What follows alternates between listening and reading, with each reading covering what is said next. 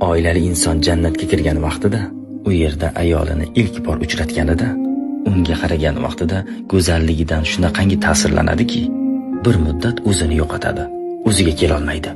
Ro'parasida ayoli shunaqangi go'zalki, dunyodagi holatidan-da naqadar go'zallashadi. O'zini yo'qotadi unga qaragan sari. O'zini qancha vaqt yo'qotishini bilasizmi? 40 yil. 40 yil o'ziga kela olmaydi. Keyin boshini burib takror qaraganida Alloh uni yana ham go'zallashtirgan bo'ladi. Chunki jannatda doimiy esgan shamol mu'minlarni, erkak bo'lsin, ayol bo'lsin, yana ham go'zallashtiradi. Ularning yuzlaridagi jamolini yana ham orttiradi. Oila qurish faqat dunyoviy ehtiyojlar uchun qilinadigan barobarlik emas, abadiy hayotda davom etadigan barobarlik.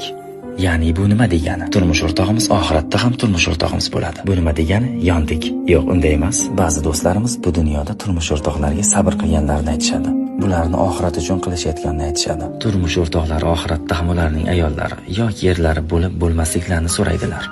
Dunyoviy aqlimiz bilan qaraganimizda buni tushunmaymiz. Ammo rivoyatda berilgan mezon bilan tushuntiraman. Bir hurning go'zalligi dunyo go'zalliklaridan qanchalar ustun. Sochining bir tolasi yerga tushsa, dunyoda bo'lmagan urushlar bo'ladigan darajada. Shunchalik go'zal. Undan taralgan yorug'lik kun chiqishi va botishini qamrab oladi. Shunday qilib, oilali bir mu'minning jannatdagi ayoli u hurlardan 70 ming barobar go'zalroq.